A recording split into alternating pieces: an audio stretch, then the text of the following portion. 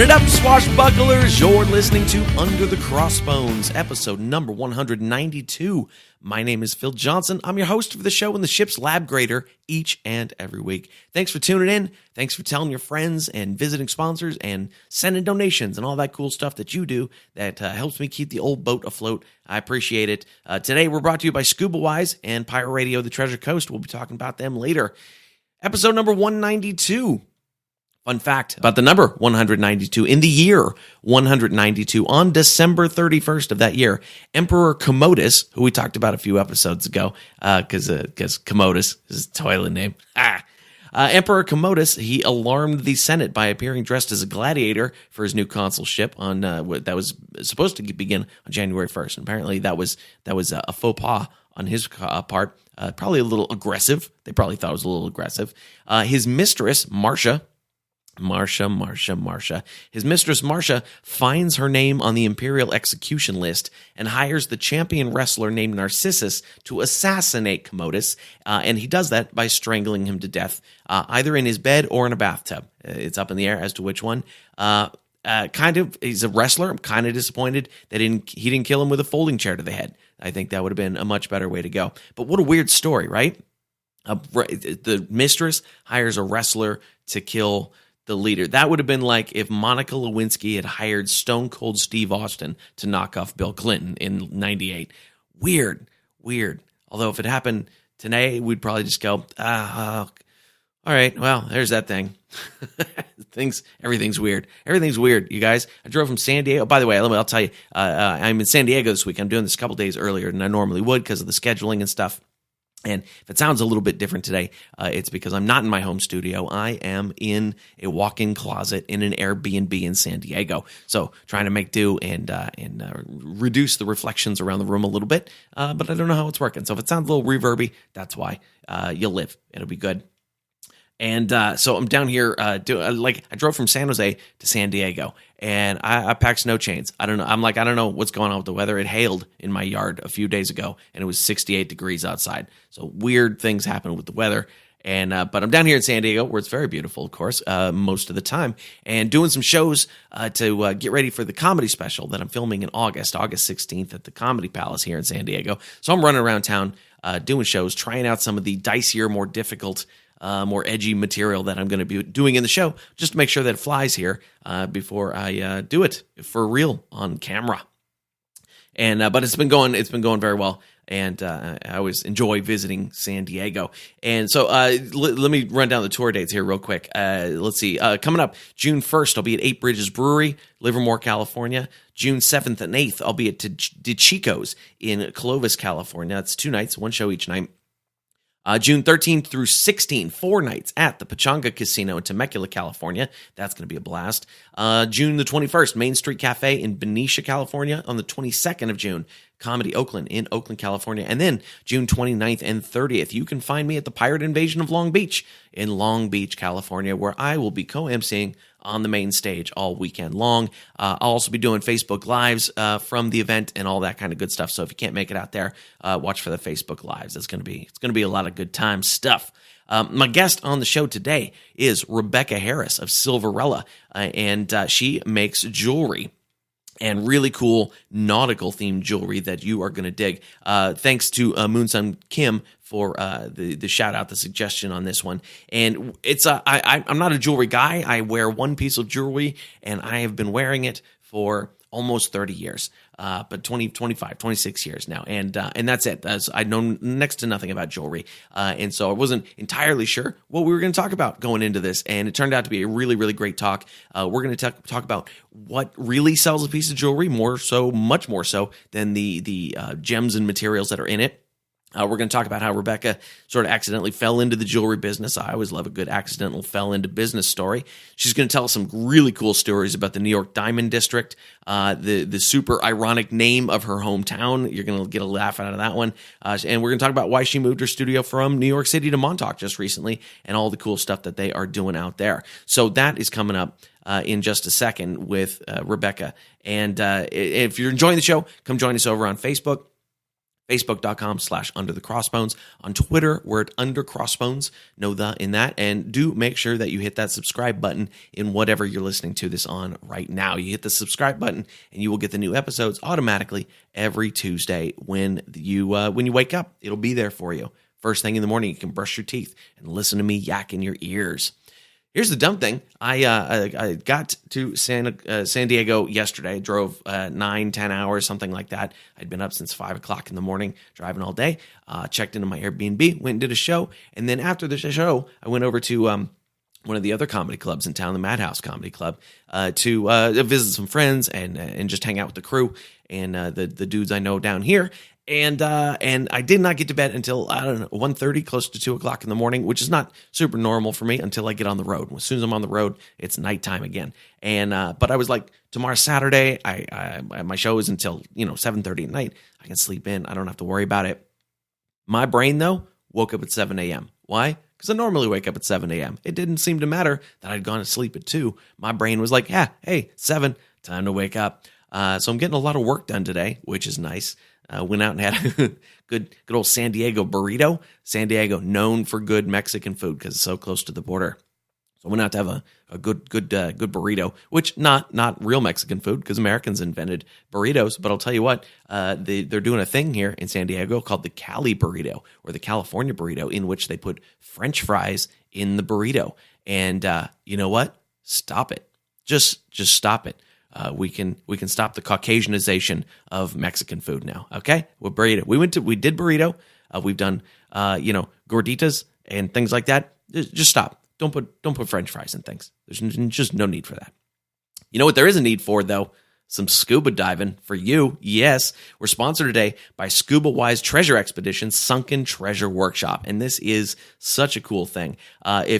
This is going to be the experience of a lifetime. All right, check this out. You're going to spend a day with the world-renowned treasure hunters in the Florida Keys, learning how to find sunken treasure on the 1733 fleet of Spanish galleons. How much fun does that sound? This is a family-friendly trip. You can scuba, you can snorkel, you can just go along for the boat ride if you don't want to get in the water. You're going to explore real sunken Spanish galleons. You're going to see cannons, all sorts of good stuff. And it's hosted by 3 great guys, 2 of them who've been on the show already. Captain Carl Fismer, back from episode 108. He's a world-renowned treasure hunter and the real-life underwater Indiana Jones. He's going to be there. Captain Bradley Williamson, who you heard on episode 181, and you've seen him on Expedition Unknown on the Travel Channel. He's going to be one of your hosts. And Dive Master Mark Littleton, who's got 35 years of recovering artifacts from ships like the Andrea Doria and the Pinta and all sorts of great stuff. All right, you're going to learn real skills in this thing. They're not going to just float you around and go, oh look, the thing. No, you're going to learn some real skills. You're going to learn how to find good shipwrecks to salvage and the legalities of doing so. You're going to learn all about the technology that goes into wreck diving. And if you really want to get into it, they'll show you how to find the money to fund a project of your own. This is, serious stuff. And it's going to be fun to learn whether you actually do it or not. And if you really want to do it, these guys know how to do it. You're going to get pictures of your trip included free, a certificate of completion, and new friends, right? You can always use some new friends. Do this. Go to underthecrossbones.com/scuba, and you can find out more. And you can even get a free treasure map just for checking them out. Go to underthecrossbones.com/scuba and sign up for the Scuba Wise Sunken Treasure Workshop right now. Yeah. And if you're not going to do that, you can support the show in other ways.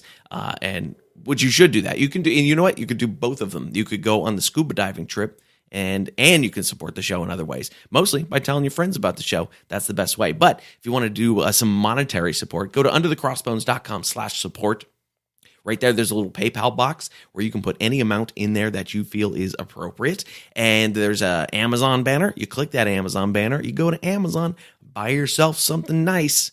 Doesn't cost you anything extra, and Amazon kicks me back a few shekels. That's how it works.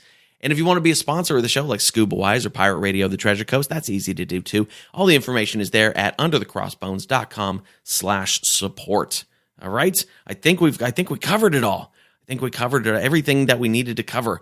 We covered professional wrestling. There's going to be a lot in the show notes in this one because Rebekah had a lot of cool, she had some cool book suggestions, some music suggestions. She flips it and interviews me a little bit towards the end of the show. There's a whole bunch going on in this one. So make sure that you do hit the show notes at underthecrossbones.com/192. to check all that stuff out there. Okay, so let's do this. Let's get into it. Let's talk some nautical jewelry. I can't say jewelry. Let's talk some nautical jewelry with Rebekah Harris of Silverella. Do it up. Here we go. So the name of your company is Silverella, and you're making maritime-inspired jewelry. Tell me a little bit about the company first, and then we'll dive into the wheres and whys and hows. Yeah, we were based in New York City, like I said, where there's, one of the biggest jewelry diamond districts in the world. And we just moved out to Montauk, where you make your money in 3 months of the year. And we're opening up a place called the Shipwreck. Okay. And it's going to be us and other jewelers that are all inspired by the ocean. So, and like all ocean things. But we do all of our production around New York City, and most everything is, as I say, it's all, worn by stars, inspired by the sea, but pretty much everything kind of ties back into the water at some point in what we make. And we've worked primarily in silver for a long time, but we're moving over towards more gemstone pieces, and we're working on a collection called the Seven Seas, which is the 7 oceans of the world, and they're all kind of interpreted through stones. Okay, good. Yeah, so why maritime stuff? What draws you to that type of thing as an influence on your work? Well, I've always really been into the ocean and the beach and the water and ships. And I began working for this other jeweler, Alex Streeter, and he makes these great rings for that movie Angel Heart. Okay. And at the end of the day, it's a silver ring, and the stone is actually made out of cast boat epoxy. Oh, wow. But they're sold for comparable to gold prices. And I realized that the highest value you can put in your work is belief. It's more precious than a diamond. It's more precious than gold. It's if someone really believes in something, or like the concept of something, that's the greatest value you can place in something. So for me, it was the water, and I kind of built everything around that. Okay, that's interesting. Could it be belief and sort of a story that goes with the piece? Does that help to sell those types of things? Yeah, I think it's the belief of the story, like to me, the belief that the belief, do I really think mermaids are real? Not really, but I'd rather live in a world that they do exist, okay. And sea monsters. And I love the metaphors of the ocean, I love, when you read Moby Dick, like the ship's mast are like crucifixes, and everything's kind of dark and haunting, and everything that happens on a ship could actually be a metaphor for your life. Okay. Like people come on the ship, people leave the ship. Sometimes you run out of supplies, or you're broke, or, whatever. And then suddenly you find yourself in fortune again. Like the ship is just the great metaphor of life. Yeah, I suppose so. That's an interesting take on it. Is that why I don't know if you started with this piece, but the Spanish galleon ring, I know it's kind of a centerpiece of your collection. Is that something that you started with early on? Yeah, I call that the retirement fund. It was, okay. Cause it sells consistently, and, it's made me friends the world over. So it's like a pair of blue jeans. It's a really comfortable ring. But yeah, it started off with that, where we were, I was born in this town in Virginia called Hopewell. It's where the Appomattox River meets the James River. Okay. And then it flows into the Chesapeake Bay. And that's like, we're upriver from Jamestown, and like Pocahontas lived in our area and all of that. And back in the day, there were these docks, and this little boy with kind of dark skin was put on the dock. They found him, and he had silver buckles on his shoes, and no one knew what to do with that. He had like velvet breeches and silver buckles on his shoes. And then I guess he ended up becoming an indentured servant or a slave of some sort. Okay. And he grew up to be like way over 6 feet tall, and his name was Peter Francisco, and he fought in the Revolutionary War with he was like George Washington's like number one dude. Oh, okay. But and he had like a 6-foot sword and killed, he won his way to freedom and became like a founding father and everything. And it turns out he was taken, they think he was a rich kid taken from pirates of the coast of Portugal, and then kind of like the Jonah and the whale, like a storm came and blew the ship off course. And I think people thought, that they were cursed because they had taken the kid. Oh, okay. So they just dumped the kid on the docks there. And it was, my grandma was a teacher and she was really into like teaching local history. So that kind of became like this family story. And I guess the idea of, the mishaps and things that happened in ships was kind of planted there. Okay. So there was an aside, I've been thinking, to talk to you of this, but this town, Hopewell, was also kind of like the town that never was. Oh, okay. And they had like everything they ever did kind of just ended in disaster. Oh. And at one point when I was a kid, they decided that they were going to buy replica ships of Columbus's Nina Pinta and Santa Maria. Okay, yeah. And they were going to have them as like little tourist things to do and park them on the river. Uh-huh. And they brought them up to the river and we all went to go see them. And the ship sank like the day that they got it there. Oh, no. It was full of holes. And we went, I just remember being a little kid and going to see this ship, and it was submerged in the water and like bubbling up. And I just keep thinking like maybe that's the moment that it all began for me. Like it was just such a scene that I can't ever forget seeing as a kid. It was really something. That's that would be definitely something that would cement itself in your psyche and influence things later. Now I'm just thinking about there should be a TV show about a town that tries a whole bunch of things that never go right. I think that would be a fun show. Yeah. Right. Like a Parks and Recreation or right. Yeah. Or Schitt's Creek or something. Yeah. Right. Yeah. And the name, it's Hopewell. So like you can do so many things with that. Like it's Hopelessville. So perfect. Yeah. Yeah. Oh, that's amazing. So you had the maritime thing definitely embedded in your head early on. But not in a way that like it's interesting because I wasn't raised on the ocean. We all did spend a ton of time on the river growing up. Uh-huh. But yeah, like the ships found their way to me, even in these like, why did this town get a replica of Columbus's ship to plant park on a river? It's kind of crazy. That is a funny story. So did you go through some iterations of jewelry making that were not maritime based before you kind of found your voice, as it were? I actually really did start off by picking things up on the beach and working with that. There was a moment where I worked with a fashion showroom and I tried to do the stupid design collections, which I don't think is good for jewelry. It's wasteful because I think jewelry should be more thoughtful and inspired, and you shouldn't be cranking things out for 2 or 3 seasons a year, because you're using precious metals and precious materials and you shouldn't waste things. But I did do a few blunders of trying to design things that weren't maritime, but they all kind of had like a liquidy, watery, like I did a series about like of jewelry with like Rorschach as an inspiration. So it was all like ink spills and things like that. Huh. That sounds interesting. So you had talked about finding things on the beach and on the shore that you were using as materials. What kind of things were you using that you would find on the beach, and how did you incorporate them into the pieces?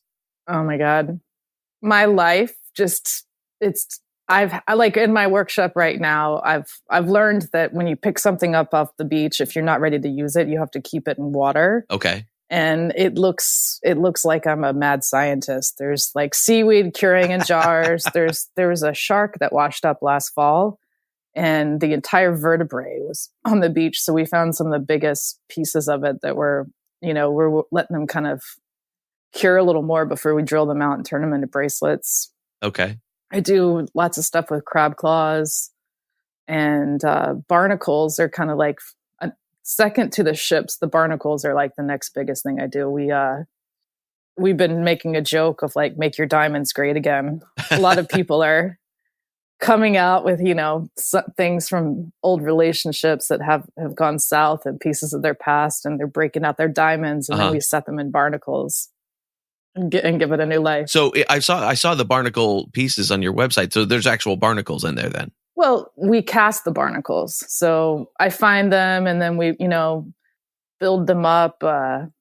We just did a horseshoe crab because we found like baby horseshoe crabs that are like 1.5 2 inches tall that we're trying to turn into things. Just anything you find on the beach. Last year I made these creepy spoons and forks and things, which is like they're like Frankenstein's. Like the spoon is a mussel shell, and the handle part is the spine of a skate, and then we have like an actual fish tail and like connected to a fork somehow. Okay. Just anything. It's just kind of like, Tim Burton goes to the beach. What a great way of describing it. I like that. So you get those items and then you're like making a cast of them and then casting the metals in that. Yeah. So I did not go to jewelry school. I was studying design, and I found it to be miserable because of codes and interior decorators and the clients changing their minds, and, Sure. Your ideas got hacked down to nothing. And then I met this jeweler, and, jewelry is basically small form sculpture, and Sure. it's a tremendous value, fits in a small space, and you make it, it sells or it doesn't. And in running his business and working in his shop, the main guy who taught me more than pretty much anyone in the jewelry business was a model maker from the 90s before computers took over and made everything. So I learned most of how I make jewelry came from model making. So yeah, it's, splicing, dicing, cutting, like any way to achieve the form. Whereas a lot of jewelry is made with either lost wax carving. Okay. Or you're actually cutting metal and fusing it together until you get the shapes that you need. I see. And now there's, of course, the computer aspect of everything that you can go straight to the top with. How much of that do you use in your work, or do you keep it pretty old school? I use a computer sometimes. One thing is I don't really like doing anything precise. That's just not fun. So a lot of times when I'm working with stone settings and things like that, I'll take the stones and get like a precise setting created with the computer, and then just take the bezels and the cups and whatnot, and then mix that into the organic and the wax and the glue and whatever else I use to make a model. Your work really does have a natural organic texture to it. Everything's not perfectly flat or perfectly round or perfectly anything, so I think it really contributes to the naturalness look of the work. Like, this is something that you might have found in a forest or found on the shore. Right. That's what, honestly, it's easier to make jewelry with textures than it is to make something that's flat and clean. It's a million times easier to make something that has texture and organic things coming out of it. Because, like if you wash a window, how you always get streaks. Sure. That's kind of when you're making clean, polished jewelry. The same thing applies. Like there's always a mark or something that you have to file out. Okay. Yeah, that makes sense. So when did you transfer to New York? We moved from the hopeless town I told you about to another town in Virginia, and it was small and lots of small-minded people there. And I ran as fast and hard as I could out of there when I was 17. Okay. So I moved to New York in 97 when I was 17. And then it was a great place to live for a long time. And then I started being out in nature and in Montauk that I couldn't live in the city anymore. So we just made the move this past year. I see. Okay. I get that. I'm a suburban guy myself. I can deal with large cities for a few days, and then it does start to feel overwhelming. Yeah. And then, but also so does nature. If I spend too much time in nature, I'm like, all right, is there a 7-Eleven around here that I can go to? That's funny. Yeah, I'm very suburban. So when you went to New York, what was the advantage of being there as a jewelry designer near that jewelry district? Was it just to be in the scene, or was there some other advantage to being in that part of the city? Well, I actually moved to New York to go to college. And so for a few years, I did the college thing and other things. Then I kind of fell into, I was actually helping produce this pot event, and I met the jeweler because he made rings with pot stuck in resin. Okay. As well. And then I kind of fell into the jewelry business, and, artistically, like I really liked how he kind of made everything so organic, and artistically, I felt like on the same ladder as he was. And I just wanted to pursue that. And then when I started going to the Diamond District, it's pretty scandalous up there. And it was kind of everything for me, being from a small town, that I really thought was intriguing and interesting. Like, okay. Like people are literally putting Vaseline under their fingernails and, going to look at diamonds and trying to steal diamonds, and Oh, wow. everybody on the street, there are parts of the diamond district that you're not allowed into unless you're on a certain level. And a lot of the places, almost every single business that you go into that's not on the ground floor exchange, they all have double locking doors to slow down people from robbing them. And everybody's looking and listening. I remember one of the first times I was working there, I asked somebody where something was, and then they didn't know. And I went into a building and did an errand, and I came down and somebody came up and, oh, you want to know where this was? Like 20 minutes later, like everybody on the street is watching, and they do these diamond shows, and they come back with these giant, like armored trucks, and they'll line like humans, arm to arm to arm to arm, and move these precious diamonds in and out of buildings. And they literally will make like a human chain sometimes so people can't break through. And oh, wow. Yeah, it's pretty, I mean, it's just, and then, you also get these interesting cultural stories that happen in the diamond district. Like, I think in Turkey, unless you're Muslim, you're not allowed to have like government type jobs. Okay. So people of other religions in Turkey are forced into being entrepreneurs and working for themselves. So a lot of super talented people in the Diamond District are Armenians from Turkey. Okay. Because they were, so that's, you get like a whole culture of people in that. And then there's just south of the Diamond District is the Brazilians. And, Brazil's like the second largest mineral and specimen exporter in the planet. I think it's after Russia and China. It's like one of the top three. Okay. So Brazil, there's like little Brazil, just one block south of the Diamond District. And so there's a ton of Brazilian people doing stone cutting and everything, bringing everything, all the specimens and stuff from South America. It's cool, like the pockets of cultures that are all kind of stacked on top of each other there. Yeah, that is interesting. It's funny because I was just visiting with my brother in Los Angeles over the weekend, and I had, as many times as I've been to LA, I finally realized how many donut shops there are down there, and nobody looks like they eat donuts there. But I was like, there's every 2 blocks there's a donut shop, and I asked my brother, I said, why do you guys have so many donut shops here? And he goes, oh, it's the Cambodians. That's their cultural business that they fall into when they get here. So it's that kind of that same thing. Is that in actual Los Angeles or like Long Beach where there's the Cambodian? Los Angeles and that entire area, Van Nuys and Sherman Oaks and, all that kind of stuff. But it was literally every 3 blocks there'd be a donut shop. That's wild. Yeah. And I was like, oh, okay. Well, now I know. And now I can eat plenty of donuts to support them because I think I'm the only one that eats them when I go there. So Are these people, are these like pockets created from like post-Vietnam things? Probably. Yeah, I would imagine so, because a lot of those shops have been there for quite a long time. If you look at their, we've been here since 1974 kind of dates on their doors and things like that. So it's a good possibility. Yeah. Have you ever heard that group, Dengue Fever, the music group? Yeah.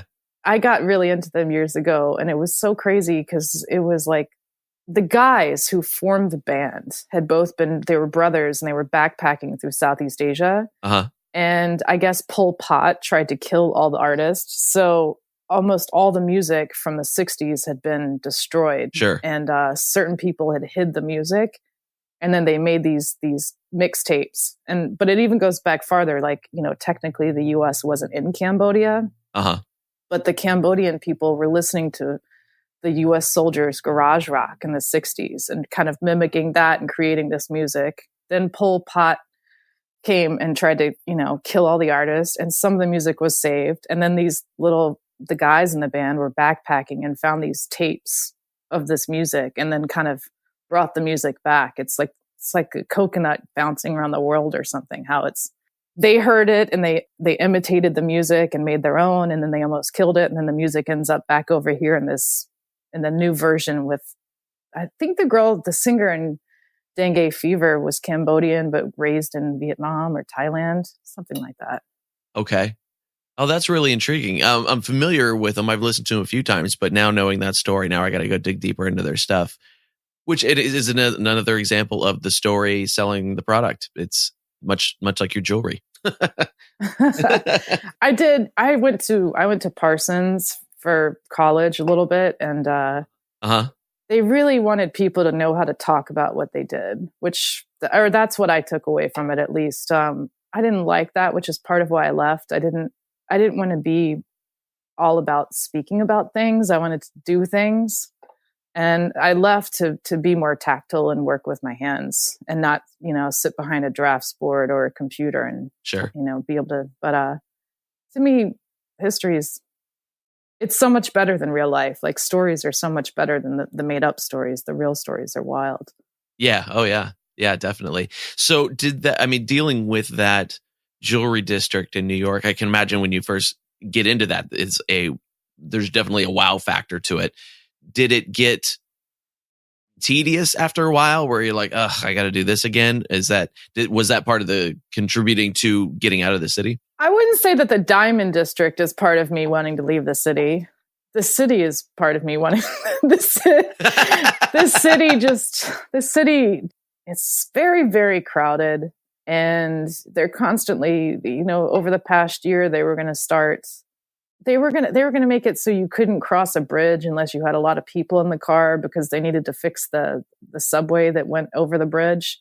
Okay. And then that fell through, and now they want to charge everybody $15 to enter. Everything's just becoming I guess it always was a struggle. I guess I just got tired of the struggle. I just needed a different adventure. So. Okay. That makes sense. So tell us about the shipwreck and what you're doing in Montauk. So we took over an old, they were originally cottages, and then the last incarnation of this space was a coffee shop. Okay. And my old workshop in the city, we called the Shipwreck. And that kind of started off as a joke on it being kind of messy and a disaster. And then over the years, the city that I moved to when I moved to New York, every time you went into a store, it was a cult of personality. It was so interesting. And over the years, that got replaced by, donuts and cupcakes and nail salons and things that didn't have as much character. Right. So I wanted my workshop in the city to feel like when you walked in the door, like, where have I landed?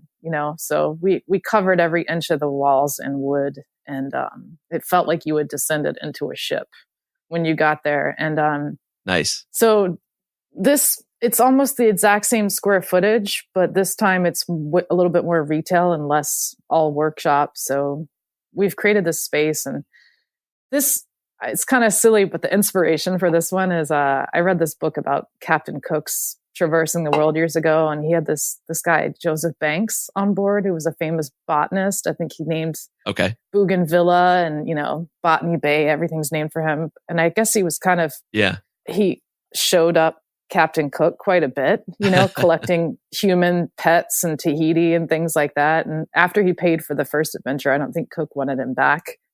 But I thought he was such a great character. And I've kind of designed the front of the house and the retail space with him in mind. Like, I want it to have a feeling like you're in his parlor. So we work with this girl that does these really beautiful wallpapers that you can peel and stick. So she made a mural out of a 1700s botany illustration. And then we're training plants to grow across the ceiling and trying to have like specimens and jewelry and lots of beautiful nature inspired things from around the world. And it's all kind of white and tropical feeling. Okay. Oh, that sounds really like an enjoyable place to visit, whether or not you're interested in jewelry or not. It just sounds like a nice environment. We're also, and then the back of the house is our production shop. And that used to be like the bakery for the old coffee shop. So it's got the cool like industrial sink. And then we kind of put our machines in there. And Montauk is pretty isolated in the winter, which I've come to really love. But we're going to really do classes out here in the winter for the town where you come and make your own rings and whatnot. And we're going to do them in the summer as well. And I have a friend who comes out and we do casting and cuttlefish skeletons, which is like one of the oldest forms of casting out there. And he comes out and does that. I saw that on your website.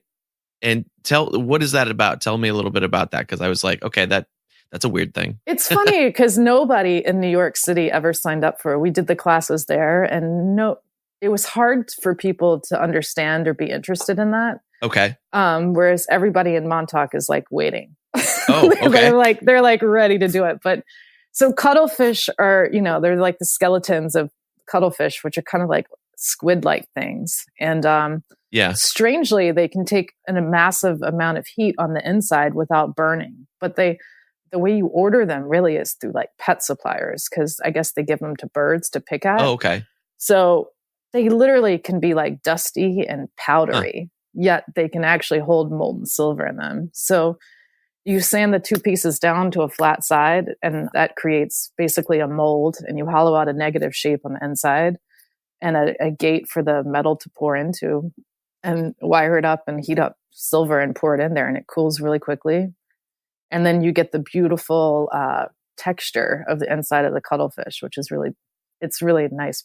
Okay, yeah. Artwork is the best nature, or nature is the best artist. Everything in nature it's halfway made for you, Yeah. Oh, that sounds really interesting. Yeah, I saw that on your website and I was like, all right, I know cuttlefish in Chinese dishes, right. But other than that, I don't know what to do with them. That's pretty intriguing. And I know you do like custom commissions and things like that too, don't you? I do. I'm always a million years behind on those. So yeah, we try to do commissions. You set your course and you create your concepts that you try to build your business around. And for me, it's the whole nautical thing. But when people walk in the door and ask for commissions, it's really fun to make commissions, because you can forget everything that you know and try something different. Sure. To achieve what it is they want. And it gives you a chance to kind of experiment and step outside of yourself and do things for other people, which is fun. Yeah, I agree with that. I've written songs for other people. I've written jokes for other people. And yeah, it does kind of get you out of your own brain.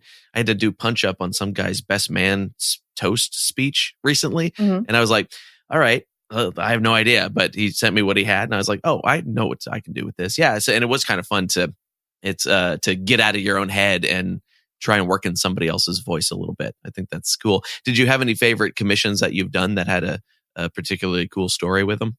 Well, somebody referred you to me, right? It was Moonsun, the illustrator. Yeah. Yeah. So I was thinking you probably were going to ask for a recommendation, and that kind of I don't know if you are or not, but it connects to there's a lot of the people that I end up working for, because I've set myself up as this nautical thing, is like I have had a lot of ship captains and not like people buy my work. And years ago, I took a picture of these earrings, and they had the lighthouse in the background in Montauk. Okay. And some guy saw that on Instagram, and he was working on a boat, and they had pulled into Montauk for a few days to rest and refuel. And it turns out we were down the street from each other, but he lived in North Carolina, and he had been wanting to commission me for something. So we both hesitantly agreed to meet at a bar, and we all were like, my husband came, and we were both afraid of having our organs harvested and whatnot, being shanghaied. But instead, we sat outside and drank some beers and talked about Blackbeard all night and bored my husband to tears and had a great time. And I call him Captain. His name's Captain Tunstall. He's a captain down in North Carolina, and he's always having me do work, and it takes me a year or two to get back around to it. But I love working for him because he's got his ideas, and he's full of ocean lore and been around the world, worked on the water quite a bit. So working for him is pretty fun. Interesting. Yeah, that's very cool. That's very cool. So where is a good place for people to see your work and stay in contact with you online? Well, I guess Instagram is where it's all really happening these days, right? That's every day you check into the Instagram and post up something and get responses. So there's Silverella NYC, and then the Shipwreck Montauk, which we're going to launch in a few weeks. Okay. And then, come visit the shop or visit our it's silverella.nyc for now, and shipwreckmontauk.com is probably about 2 or 3 weeks. We're going to try to launch by Memorial Day. So. Oh, great. Good. Well, I should have this up right about then. So I'm going to write that down here real quick. Oh, good. We're also going to start like an annual tradition out here where we're going to hide some jewelry in a little pirate chest. Okay. And hide it in Montauk somewhere each summer, and then like give out some clues until people find it. So that will be fun. If you're ever out this way, you'll have to come visit. Yeah, absolutely. Oh, that does sound fun. That sounds great. Very cool. Is there anything that I forgot to ask you about that you want everybody to know? No. Okay. All right. What is it you do for a living? Are you a writer? I am a comedian and musician. Really? Yeah. So are you a comedian to support your day job as a musician? Like I do a lot of different things. Yeah, you can almost put it that way. I tour as a comic. I teach music. I have a degree in jazz, and now I tell jokes for a living, so go figure. But I do voiceover work. I do licensing. I do a little bit of anything that keeps me out of a cubicle and a necktie. Amen. I hear that. Yeah. So do you do comedy all over the country or? Yeah. I'm up to 27 states and 5 countries now. Wow, that's great. Yeah. Where can you hear it? Oh, I'm everywhere. If you Google Phil Johnson comedy, I come up in all the various places. You can't just Google Phil Johnson because there's an evangelical philosopher that comes up before me that I keep trying to beat in the search engine results. Yeah, well, if you take it the right way, that can be a comedy too. Oh, yes, absolutely. Mostly he makes me angry, but yeah, I hear that. But so all over YouTube and all that kind of stuff. I've got specials on Amazon Prime and getting ready to do a new one. Yep. Oh, wow.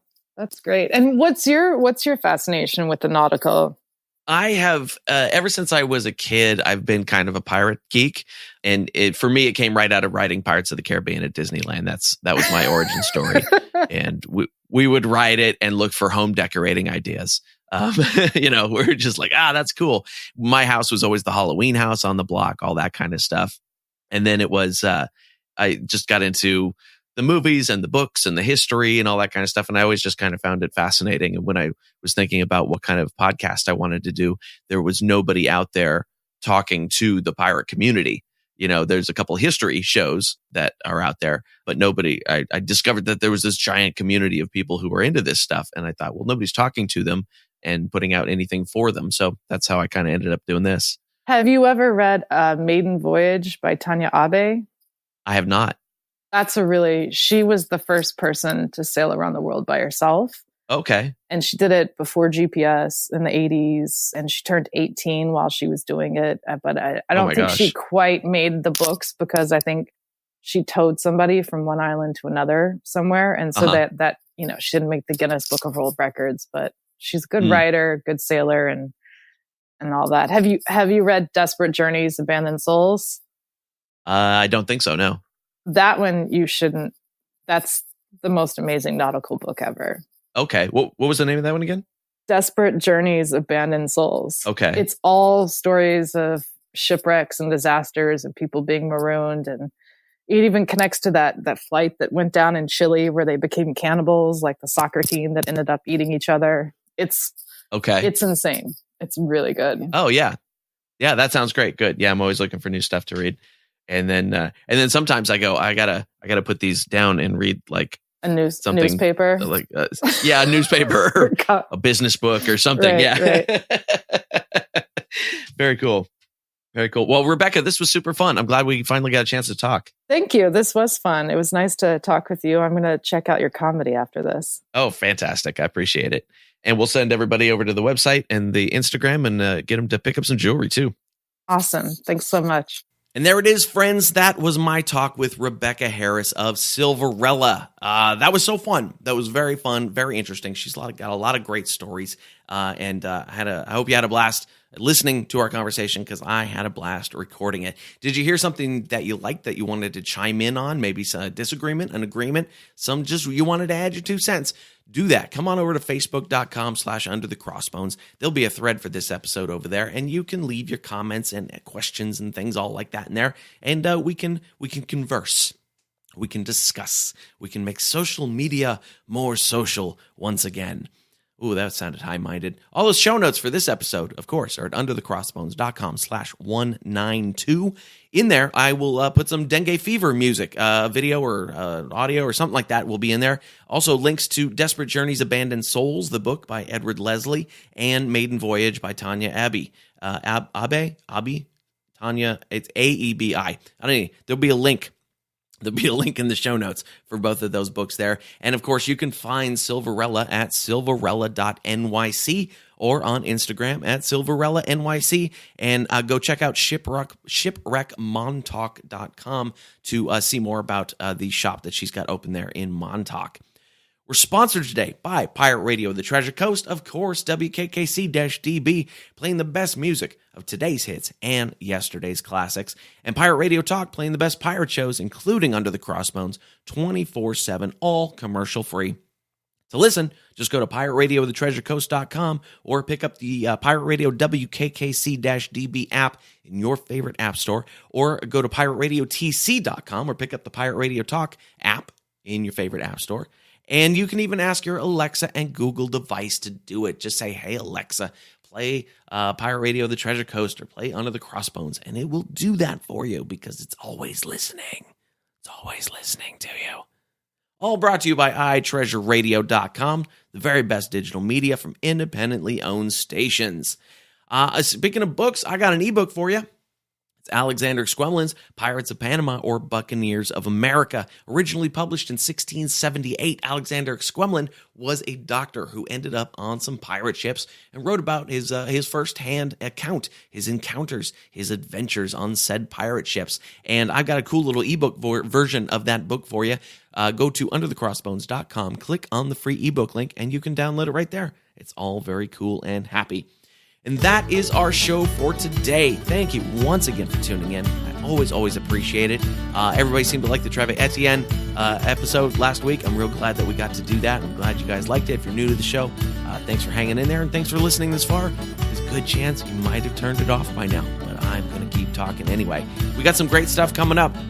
Next week, we're going to talk punk rock and vinyl pressing with Eric Mueller of Pirates Press in Emeryville, California. It's another super fun, super different kind of thing for the show. I think you're going to enjoy it. I got some stuff scheduled after that. I've been talking to a bunch of the bands that you guys suggested to me a couple weeks ago on Facebook, and I will be contacting the authors and historians that you suggested to me this week to get all those folks on the show. If you have a suggestion or someone that you think would be cool to hear on the show, send me a note. Phil@underthecrossbones.com. Just send me an email there. Let me know if it's you or someone else or whatever. Tell me what you want to hear on the show. I'm open to suggestions. All right. And again, all the episode notes for this one are at underthecrossbones.com/192. I'll see you next week.